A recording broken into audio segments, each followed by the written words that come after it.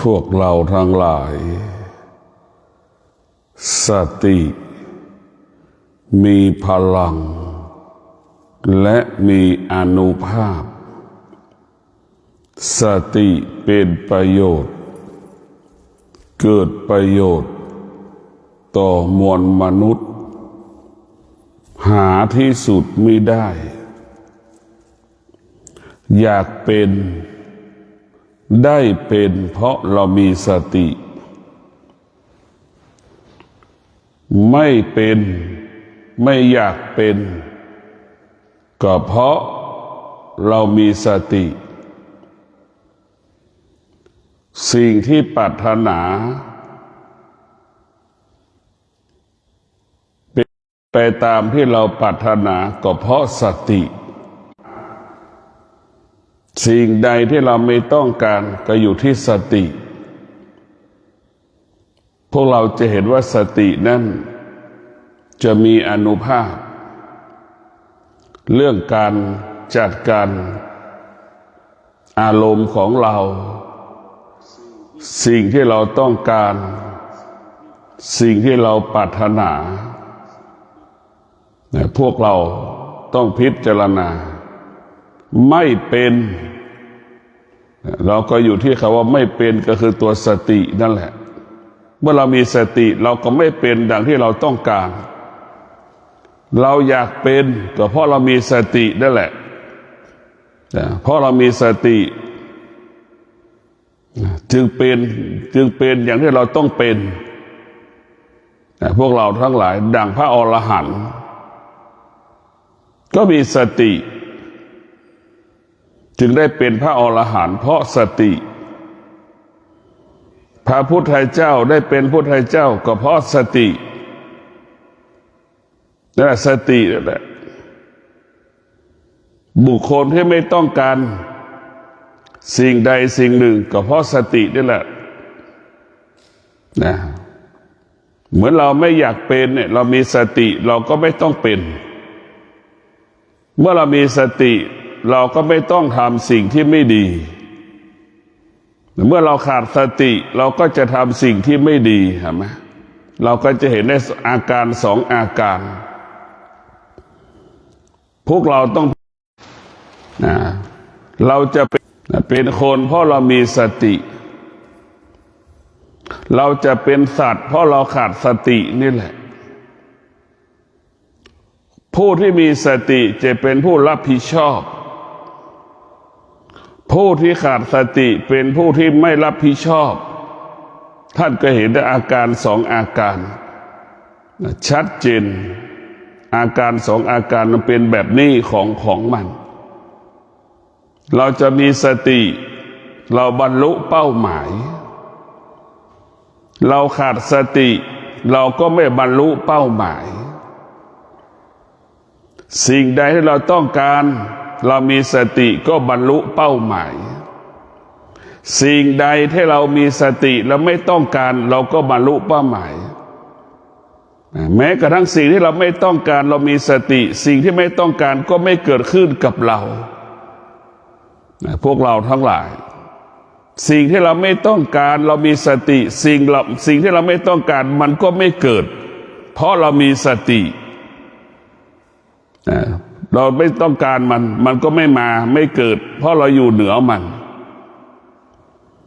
ผู้ที่มีสติพวกเราทั้งหลายจะรักษาการเป็นมนุษย์สติจะรักษาการเป็นมนุษย์เช่นสติจะรักษาการเป็นสมณะสมณะรูปใดมีสติสมณะรูปนั้นก็คงสภาพการเป็นสมณะที่สมบูรณ์สมณะรูปไหนที่ขาดสติสมณะรูปนั้นก็ไม่สมบูรณ์การเป็นสมณะก็ไม่สมบูรณ์แบบ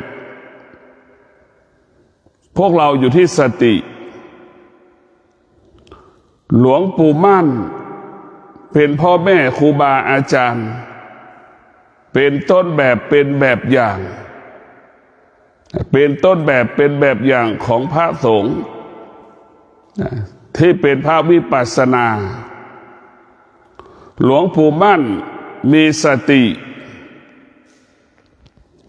หลวงปู่มั่นจึงโดดเด่นสง่างามสตินั่นก็คือแก่นของธรรมสตินั่นคือสาระของธรรมสตินั่นคือเป็นหลักของธรรมเราเคารพหลวงปู่มั่นเพราะธรรมเราต้อนรับคนทุกคนเพราะธรรมคนไหนไม่มีธรรมเราจะไม่ต้อนรับคนไหนมีธรรมเราจะต้อนรับในพวกเราทั้งหลายผู้ที่มีสติก็จะเห็นความจริงผู้ที่ขาดสติจะเห็นความไม่เป็นจริงผู้ที่มีสติจะอยู่กับความเป็นจริงผู้ที่ขาดสติอยู่กับความไม่เป็นจริงแด่พวกเราทั้งหลายดังที่ได้กล่าวว่าสติจะรักษาการเป็นมนุษย์เช่นจะรักษาการเป็นพ่อแม่ที่ดีของลูกนี่คือสติจะรักษาการเป็นพ่อแม่ที่ดีของลูกพ่อแม่ที่มีสติจะทำหน้าที่การเป็นพ่อแม่ที่ดีของลูกสมบูรณ์แบบพ่อแม่ที่มีสติลูกจะไม่อดอยากลูกไม่ลำบากพ่อแม่ที่มีสติลูกจะอบอุ่นลูกมีความสุขนี่แหละคืออานุภาพของสติพ่อแม่คนไหนขาดสติลูกนั้นจะอดอยากลำบากขาดแคลนปัจจัยสี่ลูกไม่มีความสุขพวกเราทั้งหลายต้องพิจารณาสติจะรักษากันพ่อแม่คนนั้นก็เป็นพ่อแม่ต้นแบบเป็นแบบอย่างให้กับลูกพ่อแม่ที่มีสติคิดสิ่งใดสำเร็จพูดสิ่งใดสำเร็จทำการใดๆสำเร็จก็นี่แหละอานุภาพของสติสติก็คือเป็นผู้แก้ไขชีวิตเราพัฒนาชีวิตเรามันดีอยู่แล้วเราก็ให้มันดียิ่งขึ้นไปด้วยสติมันไม่ดีเราก็มีสติที่จะแก้ไขให้มันดียิ่งขึ้นไปแต่พวกเราทั้งหลายเรามีสติรู้เรามีสติรู้ลูกมีสติลูกก็รักษาทำหน้าที่การเป็นลูกที่ดีของพ่อแม่แต่ท่านทั้งหลายลูกมีสติเป็นที่พึ่งของพ่อของแม่ลูกมีสติพ่อแม่มีความสุขลูกที่มีสติพ่อแม่มีความสุขสติก็เหมือนรับเป็นหลักประกันการเป็นมนุษย์ผู้ที่มีสติก็เป็นผู้ที่เป็นที่ไว้ใจเชื่อใจนั่นแหละคือผู้ที่มีสติเป็นที่ไว้ใจเชื่อใจเช่นลูกมีสติเป็นที่ไว้ใจพ่อและแม่ลูกมีสติลูกทำอะไรก็แล้วแต่คิดก็สำเร็จพูดก็สำเร็จทำการใดๆก็สำเร็จนี่แหละลูกที่มีสติจะอยู่กับความเป็นจริงแล้วดูฝนปรากฏลูกก็มีสติอดทนอยู่กับความอดทนอยู่กับความร้อนอาศัยความอดทนควบคุมในพวกเราทั้งหลายนี่แหละลูกที่มีสติก็จะมีใช้ความอดทนไปควบคุมอยู่กับฤดูร้อนนั้นได้ทำงานในท่ามกลางแสงแดดนั้นได้นี่แหละลูกจะมีสติลูกที่มีสติอยู่กับท่ามกลางฤดูหนาวความหนาวเย็นได้นี่แหละพวกเราทั้งหลายลูกที่มีสติอยู่ในท่ามกลางฤดูฝนได้ทำงานในฤดูฝนได้นี่แหละสติจะทำให้เราบอกให้เราอดทนบอกให้เรามีวิริยะภาคเพียร ลูกที่มีสติก็จะเข้าใจสิ่งที่เป็นประโยชน์เช่นฤดูร้อนเนี่ยมันก็เป็นประโยชน์ของมันก็จะรู้ว่าสิ่งใดที่มันเป็นประโยชน์มันก็จะทำสิ่งที่เป็นประโยชน์ต่อฤดูร้อนสิ่งใดที่มันเป็นประโยชน์ต่อฤดูหนาวพวกเราทั้งหลายความหนาวเย็นก็ปรากฏมันก็จะเกิดประโยชน์พวกเราทั้งหลายมันก็จะเกิดประโยชน์มหาศาลแต่ผู้ที่มีสติจะอยู่กับความเป็นจริงชาวนาเนี่ยมีความสุขที่สุดพอถึงฤดูฝนและฝนมันตกและถึงฤดูฝนและทำนาเห็นไหมชาวนามีความสุขชาวสวนมีความสุขดีใจที่ฝนมันตกจะปลูกข้าวได้มีข้าวกินปลูกพืชผักต่างๆก็ได้มีของกินได้มีเงินใช้อย่างเงี้ยพวกเราทั้งหลายสตินั้นจะอยู่กับความเป็นจริงเช่นนายจ้างมีสติไม่เบียดเบียนลูกจ้างเห็นไหมลูกจ้างมีสติลูกจ้างก็ไม่เบียดเบียนนายจ้างลูกจ้างมีสติจะซื่อสัตย์ต่อลูกจ้างต่อนายจ้างสตินายจ้างก็ให้ความเป็นธรรมแก่ลูกจ้างแต่พวกเราทั้งหลายมันเป็นแบบนี้อย่างนี้นี่แหละคือคำว่าสติมันมีอานุภาพมากเรียกว่าสติเปลี่ยนแปลงสิ่งที่มันผิดปกติคุลิมานนี่เป็นคนที่โคตรชั่วสติเมื่อองคุลิมานมีสติองคุลิมานก็สลัดสิ่งที่เป็นความโลภความโกรธความหลงเป็นอวิชชาออกจากกายออกจากจิตก้มกราบพระพุทธเจ้าฟังธรรมพระพุทธเจ้าจนถึงที่สุดองคุลิมานได้บรรลุธรรมเป็นพระอรหันต์นี่แหละคืออานุภาพของสติเปลี่ยนแปลงสิ่งที่ผิดปกติให้เกิดปกติเรามาพิจารณาอีกว่าสติเปลี่ยนแปลงสิ่งที่ปกติเช่นเจ้าชายสิทธัตถะดำรงตนเป็นกษัตริย์เห็นไหมอุดมสมบูรณ์ทุกอย่างมีข้าทาสมีบริวารอุดมสมบูรณ์ได้ทรัพย์สมบัติปัจจัยสี่เจ้าชายสิทธัตถะเป็นผู้ที่พร้อมทุกอย่างในการมีชีวิตอยู่บนโลกใบนี้เจ้าชายสิทธัตถะเป็นผู้ปกติสติก็จึงเปลี่ยนแปลงสิ่งที่มันเป็นปกติอยู่แล้วให้มันดียิ่งขึ้นไปเจ้าชายสิทธัตถะมีสติจึงออกบวชเป็นนักบวชแสวงหาแก่นแห่งความจริงสาระของความจริงจนถึงที่สุดเจ้าชายสิทธัตถะได้บรรลุธรรมเห็นธรรมจนได้เป็นพระพุทธเจ้าจงได้เป็นศาสดาเอกของโลกก็เพราะสตินี่แหละพวกเราทั้งหลายสติจะรักษาสิ่งที่เราปรารถนา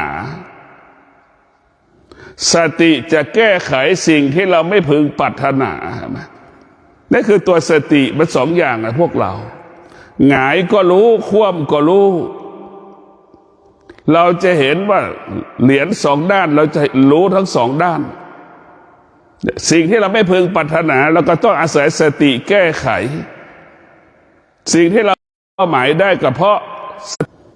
พวกเราทั้งหลายสติสำคัญที่สุดสติมันอยู่ในตัวของเราทุกคน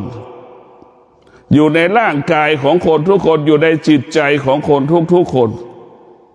เรียกว่าสติอยู่กับความเป็นจริงในท่านทั้งหลาย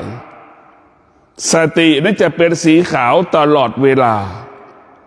จะไม่เป็นสีใดๆทั้งสิ้นไม่แปรสภาพเป็นสีอื่นๆส่วนจิตนั้นมันแปรสภาพเป็นสีดำสีเขียวสีเทาได้หมดจิตสีเจ็ดสีในจิตมันเปลี่ยนแปลงได้หมดมันแปรสภาพไปได้หมดเพราะจิตมันอยู่กับความไม่เป็นจริง มันจึงแปลสภาพเป็นสีดำสีแดงสีขาวสารพัดสีจิตเราเนี่ยมันจึงเป็นไปหมดทุกอย่างทุกเรื่องเพราะฉะนั้นพวกเราต้องเข้าใจว่าจิตของเราเนี่ยมันแปรสภาพเปลี่ยนแปลงตลอดมันจึงอยู่กับความไม่เป็นจริงจิตเราจึงไม่มีหลักไม่มีเหตุไม่มีผลมันแปรสภาพตลอดเวลาหนาวมันก็มีข้ออ้างถามว่าจิตร้อนมันก็มีข้ออ้างถามว่าถูกว่ามันก็ถูกอยู่แต่ว่ามันถูกของมันถ้ามันมีแล้วคนไหนจิตคนไหนถ้าไม่ต่อสู้กับฤดูร้อนมันก็อดอยากจิตคนไหนไม่ต่อสู้กับฤดูหนาวมันก็จะกลายเป็นผู้อดอยากจิตคนไหนไม่ต่อสู้กับฤดูฝนมันก็จะอดอยากถ้า3 ฤดูมีข้อแก้ตัวไม่สู้ฤดูร้อนฤดูหนาวฤดูฝนเนี่ยมันก็กลายเป็นผู้ที่อดอยากลำบากยากจนร้อนก็ไม่สู้หนาวก็ไม่สู้ฝนตกก็ไม่สู้นั่นคือจิตในพวกเราทั้งหลายส่วนสติอยู่กับความเป็นจริงสติเปรียบเสมือนผ้าขาวคงสภาพเดิมเช่นนี้แบบนี้เป็นอมตะส่วนจิตนั้นแปลสภาพเป็นสิ่งอื่นๆตลอดกาลเวลาเป็นโจรก็ได้เห็นไหมจิตผู้ชายขายตัวผู้หญิงขายตัวเป็นสแกมเมอร์ก็ได้นั่นคือจิตเป็นพระชั่วได้เป็นพระดีได้เป็นพ่อดีเป็นแม่ดีได้เป็นแม่ไม่ดีได้เป็นพ่อไม่ดีได้เป็นนายจ้างดีได้เป็นนายจ้างที่ไม่ดีได้นั่นแหละคือจิตแต่สตินั้นจะเป็นมีแต่คำว่าดีไม่มีคำว่าไม่ดีในสติมีแต่คำว่าดีเท่านั้นในพวกเราทั้งหลายสติมันจะคิดถึงธรรมะเช่นคนที่มีสติจะทำอะไรก็คิดถึงศีลทั้ง5 ข้อจะทำดีก็สติมันก็จะบอกว่าต้องประกอบไปด้วยศีลทั้ง5 ข้อเราจะคิดดีก็ต้องประกอบไปด้วยศีลทั้ง5 ข้อสติมันจะบอกกับเราจะนี่ความคิดที่เราคิดก็ต้องประกอบไปด้วยศีลทั้ง5 ข้อในพวกเราทั้งหลายความคิดคำพูดและการกระทำของเราต้องประกอบไปด้วยศีลทั้ง5 ข้อ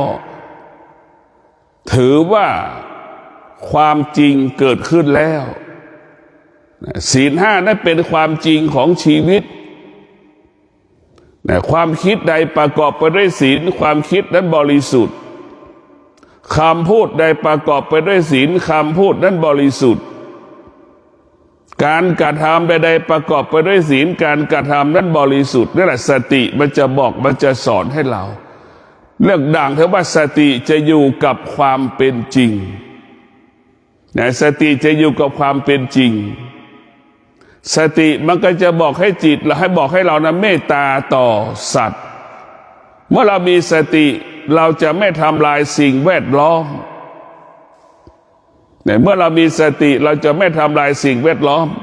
เรามีสติเราจะรักษาสิ่งแวดล้อมส่งเสริมสิ่งแวดส่งเสริมอนุรักษ์สิ่งแวดล้อมผู้ที่มีสติจึงบอกรู้ดีว่าสิ่งแวดล้อมมีความจำเป็นมีความสำคัญต่อการดำเนินชีวิตของเรานี่แหละคือสติมันจะบอกเรื่องความจริงของชีวิตทั้งนอกกายทั้งในกายทั้งหมดทั้งสิ้นนี่เราพูดเรื่องความเป็นคนเอาสติไปจัดการเรื่องการเป็นคนเท่านั้นเรายังไม่ต้องพูดถึงว่าสติมันเรื่องอารมณ์เรื่องจิตใจเรื่องความรู้สึกสตินี่สำคัญที่สุดเพราะผู้ใดสติเมื่อบุคคลใดที่มีสติเนี่ยจะเป็นคนให้ค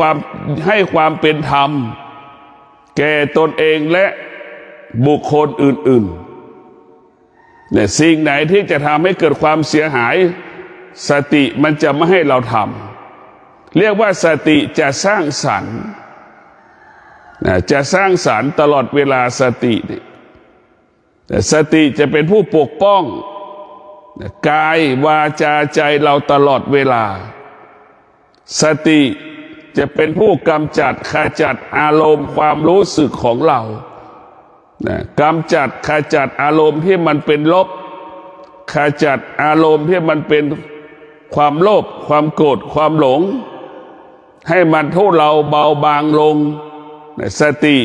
มันจะบอกให้เราพยายาม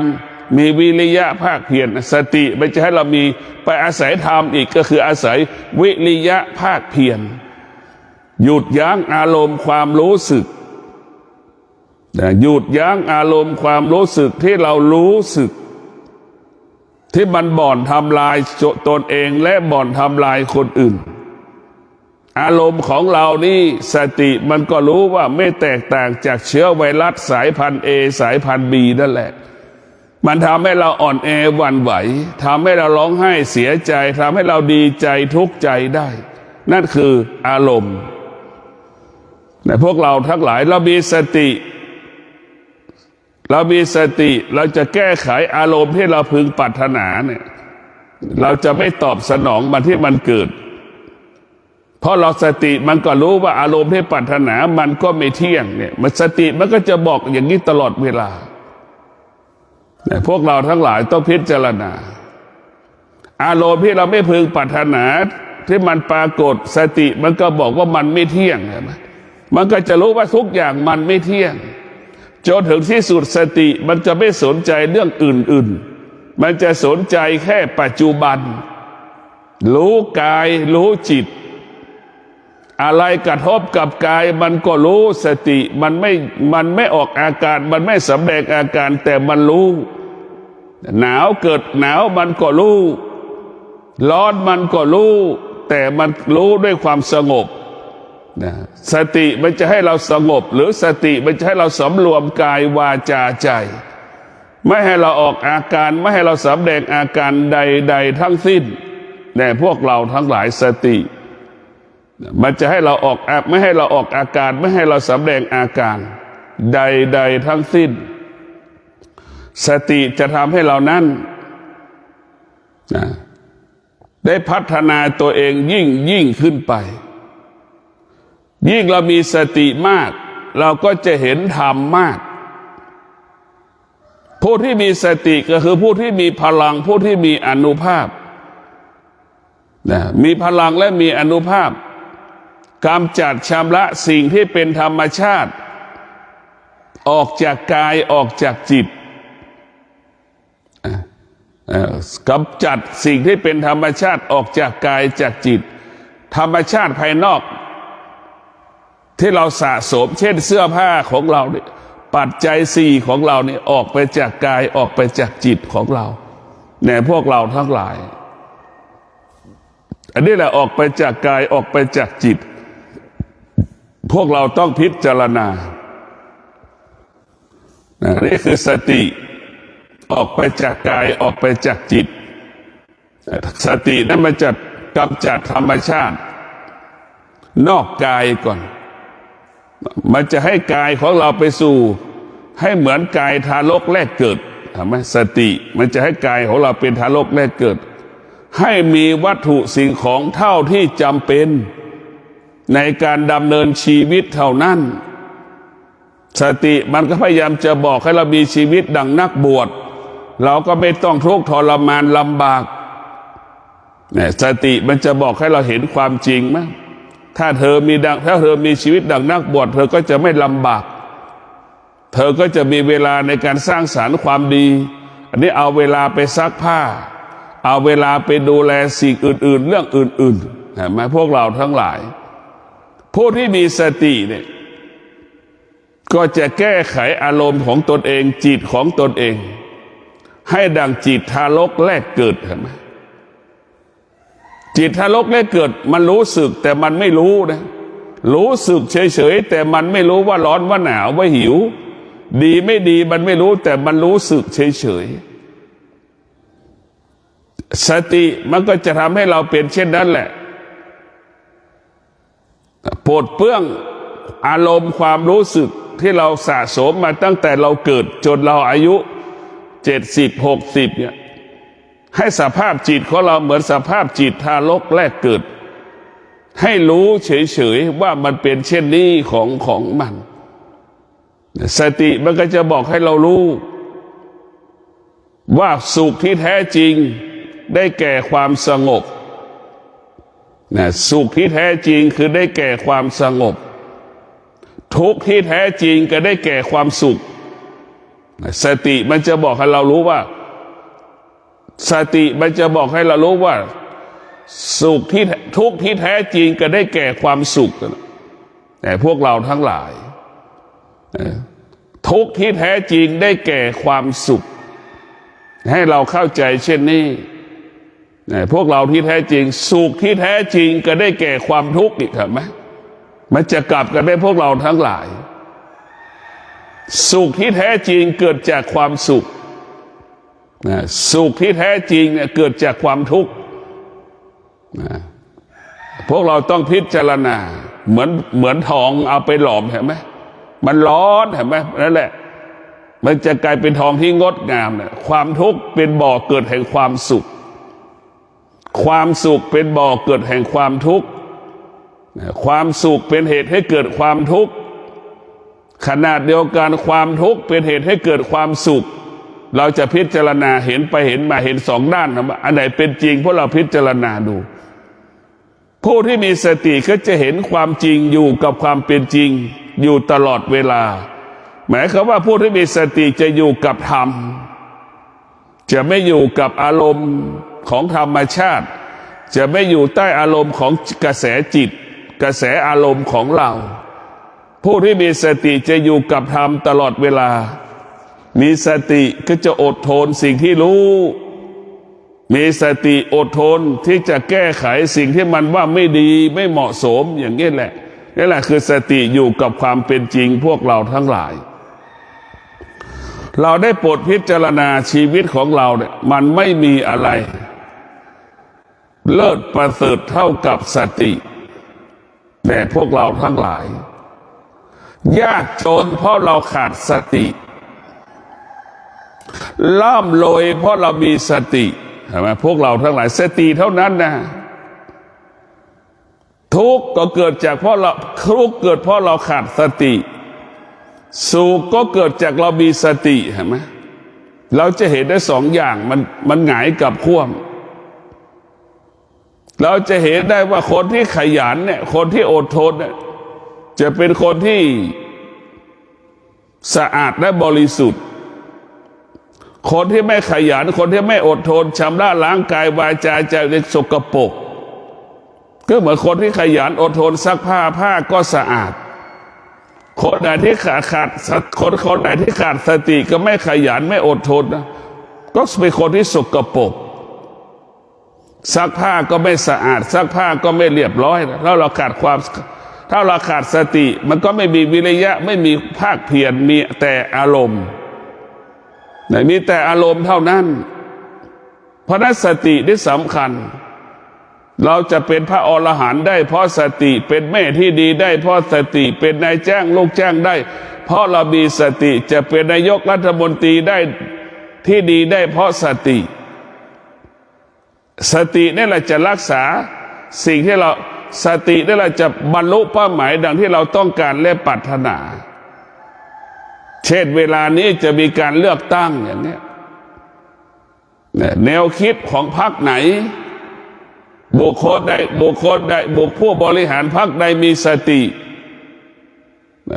ติก็สามารถตอบสนองความต้องการของประชาชนได้พรรคนั้นก็ได้รับการเลือกตั้งนั่นแหละพวกเราทั้งหลายสตินี่สำคัญสติไม่อยู่เหนือการเวลาสติไม่มีการเวลาให้เราเข้าใจสติไม่มีการเวลาสติอยู่เหนือการเวลาส่วนจิตนั้นอยู่ภายใต้การเปลี่ยนแปลงของการเวลาอยู่ภายใต้การเวลามีเหตุมีผลเช่นมืดก็อ้างว่ามืดไกลก็อ้างว่าไกลหนักก็อ้างว่าหนักผู้ที่มีสติเนี่ยไม่มีสิ่งใดมีค่ามีความหมายหนักก็ไม่มีค่าเบาก็ไม่มีค่าเพราะผู้มีสติจะมีวิริยะภาคเพียรผู้ที่มีสติจะมีความอดทนผู้ที่มีสติจะมีปัญญา จะอาศัยปัญญาทั้งหมดอาศัยความวิริยะภาคเพียรอาศัยความอดทนอาศัยปัญญาเท่านั้นในพวกเราทั้งหลายนี่แหละธรรมะของพระพุทธเจ้าคือมีสติจะอยู่กับความเป็นจริงวิริยะภาคเพียรอยู่ตลอดเวลาธรรมะของพระพุทธเจ้าเป็นเช่นนี้เป็นแบบนี้ของเราต้องพิจารณาว่าชีวิตของเรานั้นมันไม่ง่ายและมันไม่ยากเรามีสติแล้วคำว่าสะดวกก็จะเกิดพอเราขาดสติแล้วเกิดแต่คำว่ายากเลยไหมพวกเราทั้งหลายทุกอย่างสติเป็นของเบาประโยชน์เราจำเป็นต้องพึ่งพาสติอาศัยสติในการดำเนินชีวิตแต่ละวันแล้วเราจะได้อยู่กับความเป็นจริงและเราได้รู้ความเป็นจริงและเราเข้าถึงความจริงสติมันก็เปรียบเสมือนพระพุทธเจ้าสติก็เปรียบเสมือนอาจารย์สติก็เปรียบเสมือนพ่อและแม่ที่คอยตักเตือนอบรมสั่งสอนเรานั่นแหละสติเป็นเช่นนั้นจิตเราก็เปรียบเสมือนลูกถ้าจิตนั้นอาศัยสติจิตนั้นก็จะรับรู้เรื่องความจริงอยู่กับความเป็นจริงจิตมันอาศัยแม่จิตลูกคนไหนอาศัยแม่ก็เหมือนจิตที่อาศัยสติก็จะโชคดีไปถ้าจิตไปอาศัยความคิดเหมือนลูกไปอาศัยคนอื่นๆไปพึ่งพาความคิดมันก็โชคร้ายไปแต่พวกเราทั้งหลายเราได้รู้ว่าประโยชน์ของสติได้รู้ว่าแก่นสาระของสติดังที่บอกนะอยากเป็นเพราะเรามีสติถึงจะได้เป็นไม่อยากเป็นเรามีสติมันก็ไม่เป็นอย่างที่เราไม่อยากเป็นนั่นแหละในสติมันเปลี่ยนแปลงได้หมดจะเป็นบวกก็ได้จะเป็นลบก็ได้นะเราต้องอยู่เหนือมันสตินี่สำคัญนะเราต้องกลับมาสนใจเอาสติมาแก้ไขอารมณ์ความรู้สึกเอาสติมาแก้ไขความคิดมาหยุดยั้งความคิดของเรานะพวกเราทั้งหลายเราต้องเอามาหยุดยั้งยับยั้งเอาสติได้มาหยุดยั้งความคิดมันแปรสภาพตลอดเวลาพวกเรานะตาเห็นรูปนี่มันก็คิดเองเองแหละชอบใจก็เกิดไม่ชอบใจก็เกิดนี่แหละคือความคิดพวกเราทั้งหลายนี่แหละคือเราต้องพิจารณาหูได้ยินเสียงก็เช่นเดียวกันชอบใจก็เกิดไม่ชอบใจก็เกิด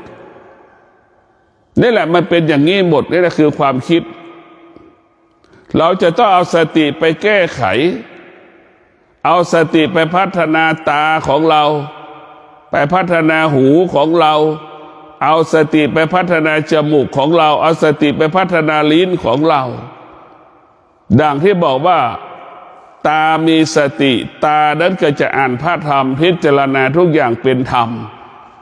มองทุกอย่างเป็นธรรมหมดหูของเราก็เช่นเดียวกันมีสติหูมีสติกับพิจารณาทุกอย่างสิ่งที่เรารู้ว่ามันไม่เที่ยงเราจะไม่ยึดติดในเสียงเราจะไม่หลงในเสียงมันจะเป็นแบบนั้นเราเช่นเดียวกับตาเราจะไม่ยึดติดในรูปเราจะไม่หลงในรูปรู้ว่ารูปมันเป็นของเป็นสิ่งที่ไม่เที่ยงเสียงก็เป็นสิ่งที่ไม่เที่ยงอย่างนี้นี่แหละคือสติจะไปพัฒนาไปแก้ไขจมูกกินเป็นของไม่เที่ยงจะชอบใจก็เป็นสิ่งที่ไม่เที่ยงชอบใจก็เป็นสิ่งที่ไม่เที่ยงเนี่ยมันจะบอกเอาไปสอนสติมันจะบอกให้เราอยู่กับความเป็นจริงอยู่กับความเป็นจริงสติมันอยู่กับลิ้นอีกมันก็รู้ว่ารสชาติเป็นสิ่งที่ไม่เที่ยงมันจะให้เรารู้อย่างนี้แหละสติเอาสติไปพัฒนาสิ่งเหล่านี้มันก็จะบอกให้เรากินให้มันอิ่มเนี่ยมันจะไม่บอกเขาว่าอร่อยไม่ให้มีแต่บอกให้กินให้อิ่มกินแล้วมีชีวิตอยู่ได้และปฏิบัติหน้าที่ได้อย่างเงี้ยนี่คือสติมันจะบอกให้เรารู้เรื่องความจริงอยู่กับความเป็นจริง ไม่ต้องเรียกร้องไม่ต้องปรุงแต่งอะไรมากผู้ที่มีสติจะเป็นผู้ที่ไม่ปรุงแต่งใดๆทั้งสิ้นเช่นเหมือนเนื้อไม่ต้องมีเกลือก็ได้เอาไปย่างไฟกินมันก็อิ่มนี่คือผู้ที่มีสติตรงกันข้ามคนที่ขาดสติเนื้อต้องมีเกลืออย่างเนี้ยไม่มีเกลือและกินไม่ได้กินไม่อร่อยจะไม่กินอย่างนี้คือคนที่ขาดสติก็จะเป็นประเภทนี้นะพวกเราทั้งหลายดังที่บอกว่าสติอยู่กับความเป็นจริงกินให้มันอิ่มนอนให้มันหลับตื่นมาแล้วมีโอกาสได้ทำความดีได้สร้างความดีเท่านั้นแหละนี่คือสติพวกเราทั้งหลายไม่จะเป็นเช่นนี้ของเราสตินี่สำคัญที่สุดอยากให้พวกเราได้พิจารณาเห็นคุณค่าของสติเห็นประโยชน์ของสติว่ามันเกิดก่อประโยชน์ต่อชีวิตเรามหาศาลเราจะเห็นว่าพระพุทธเจ้ามีสติรู้อยู่ตลอดเวลาสิ่งนี้ไม่ใช่พระพุทธเจ้าก็ออกสิ่งนี้ใช่พระพุทธเจ้าก็ต้อนรับเนี่ยฟังธรรมเนี่ยต้อนรับธรรมถ้าเรามีสติเราจะอยู่กับความเป็นจริงรู้ความจริงอย่างที่บอกแล้วแหละถ้าเราขาดสติเราจะไม่รู้ความจริงกลายเป็นผู้หลงสติมันจะบอกมันจะไม่ให้เราเชื่อสิ่งใดสิ่งหนึ่งสติให้เราเชื่อความจริงให้อยู่กับความเป็นจริงนะสติก็เหมือนพระพุทธเจ้าบอกแหละพระพุทธเจ้าสอนเราพระพุทธเจ้าบอกว่ามะม่วงมันหวานแต่ลิ้นเรายังไม่เคยสัมผัสมะม่วงเห็นไหมเนี่ยรู้ธรรมได้หูเนี่ยพระพุทธเจ้าสอนเราเราก็หูไปฟังธรรมเนี่ยแต่พระพุทธเจ้าก็บอกว่ามะม่วงมันหวานมะขามมันเปรี้ยวอย่างเนี้ยแต่เราฟังธรรมเนี่ยแต่เรายังไม่เคยชิมมะม่วงที่มันหวานจะเชื่อไม่ได้มะขามมันเปรี้ยวเราก็เชื่อไม่ได้พระพุทธเจ้าสอนห้ามเชื่อสิ่งพระพุทธเจ้าพูดอันนี้แหละคืออัศจรรย์ที่สุดให้เราอยู่กับความเป็นจริงและว่ารู้ธรรมได้หูเนี่ยมันจะไปยึดว่าฟังแล้วมันจะฟังแล้วเราจะเชื่อเลยก็ไม่ได้มันก็จะหลงอีกในพวกเราทั้งหลายมันก็จะหลงอีกเรียกว่าหลงธรรมอีกในพวกเราหลงธรรมคือมันหลงธรรมหมดมันหลงธรรมเดี๋ยวเราอ่านพระไตรปิฎกอีกรู้ธรรมด้วยตาในการอ่านหนังสือมะม่วงมันหวานมะขามมันเปรี้ยวอีกแต่ลิ้นเรายังไม่ได้ชิมอีกพุทธเจ้าก็ไม่สรรเสริญลักษณะแบบนี้ในพวกเราทั้งหลายรู้ธรรมด้วยการสนทนาธรรมหรือวิสัชนาธรรมด้วยปากของเราอย่างเงี้ย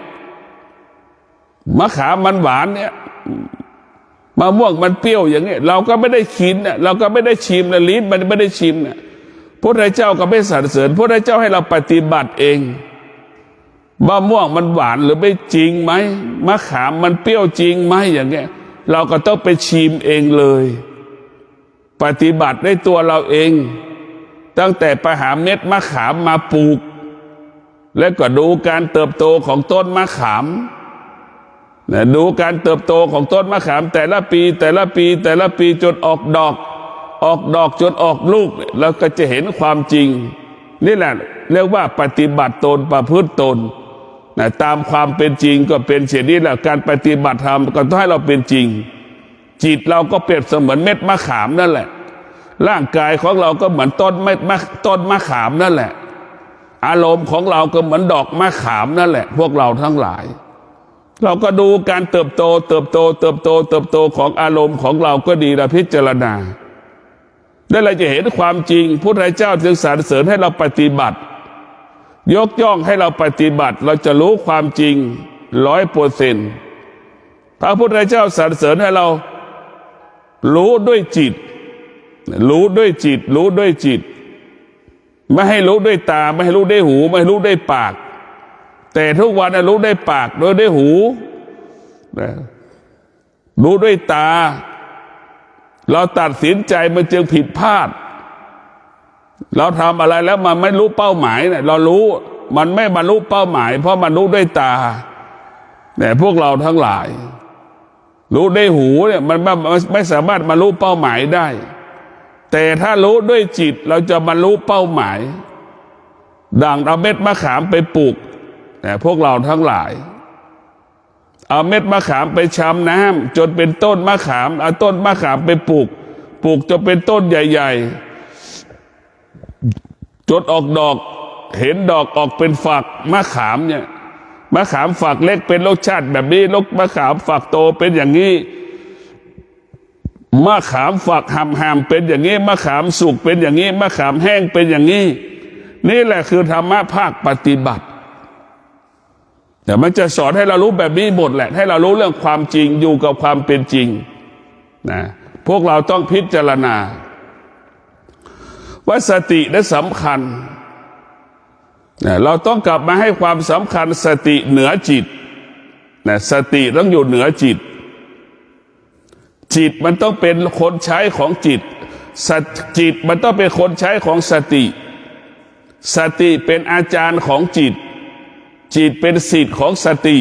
นะฮะเราคิดอย่างนี้พวกเราทั้งหลายสติคืออาจารย์สติคือพระพุทธเจ้าจิตคือพวงฟังธรรมพระพุทธเจ้าสติผู้ฟังธรรมพระพุทธเจ้าสติผู้จิตของเราเป็นผู้ปฏิบัติธรรมตามพุทธเจ้านะสติคือพระพุทธเจ้าจิตผู้ฟังธรรมพระพุทธเจ้าจิตของเราผู้ปฏิบัติธรรมตามพระพุทธเจ้าจิตของเราเท่านั้นพวกเราต้องเอาจิตไปผูกกับสติเมื่อจิตผูกกับสติแล้วจิตแล้วก็จะเป็นผู้รู้จิตจะเป็นผู้รู้เมื่อจิตเป็นผู้รู้จิตก็จะอยู่สงบสุขจิตนั้นก็จะมีความสุขจิตนั้นจะพบความสุขที่แท้จริงคือความสงบเนี่ยพวกเราทั้งหลายความสุขกับความสงบนั้นแตกต่างกันนะจึงพ่อแม่ครูบาอาจารย์บอกตลอดเวลาว่าความสุขเป็นของต่ำความสงบสุขเป็นของสูงความสุขเป็นของคนชั้นต่ำความสงบเป็นของคนชั้นสูง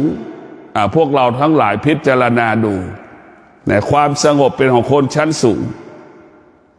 ทุกคนอยากเป็นคนชั้นสูงแต่ความเป็นจริงเราอยู่อาศัยของต่ำอาศัยของสูงไหมเราพิจารณาเองนะทุกอย่างสติมันบอกให้เรารู้ว่าสิ่งที่มีอยู่บนโลกใบนี้มันเป็นปกติของมันนะโลกมันคงสภาพเดิมมันแต่จิตของเราต่างหากเข้าไปปรุงแต่งสิ่งที่มันมีอยู่บนโลกใบนี้แล้วไปปรุงแต่งอย่างเช่นดัดแปลงน้ำไฟเห็นไหมเอาความร้อนไปปรับเป็นความเย็นเห็นไหมมันจึงเกิดคำว่าไอ้ไฟเครื่องทำน้ำเย็นร้อนเห็นไหมแล้วดูหนาวอย่างเงี้ยเห็นไหมพวกเราทั้งหลายพอถึงฤดูร้อนก็มีเครื่องทำน้ำเย็นอีกแต่พวกเราทั้งหลายนี่แหละคือเราไปปรุงแต่งจริงๆแล้วมันเป็นเช่นนั้นของมันโลกมันก็คงเป็นสภาพของนั้นเช่นนั้นเป็นของมันคงสภาพเปลี่ยนแปลงนะคือเป็นสภาพเดิมของมันได้เราไม่ต้องไปปรุงแต่งเมื่อเราไปยึดติดเราก็มีเหตุมีผลกับการปรุงแต่งการเปลี่ยนแปลงของโลกเพราะฉะนั้นพ่อแม่ครูบาอาจารย์จึงบอกสอนให้เรารู้สิ่งที่เราพิจารณาให้เรารู้ว่าโลกใบนี้มันคงสภาพเดิมเสมอในพวกเรามันคงสภาพเดิมเสมอนี่แหละคือมันไม่มีอะไรเปลี่ยนแปลงจิตเราต่างหากเป็นผู้ที่เปลี่ยนแปลงจิตเราต่างหากเป็นผู้รู้ไม่จริงไปยึดติดสิ่งที่มันเปลี่ยนแปลงจิตที่มีสติจะอยู่เหนือการเปลี่ยนแปลงจิตที่มีสติจะไม่ตอบสนองสิ่งที่เปลี่ยนแปลงจิตที่มีสติจะอยู่เหนือการเปลี่ยนแปลงก็ขอให้ท่านทั้งหลายได้โปรดพิจารณาว่าสติกับจิตย่อมแตกต่างกันเราอาศัยจิตเราก็จะทุกข์ทรมานลำบากถ้าเราอาศัยสติเราจะสุขสบายตลอดกาลเวลาขอเจริญพร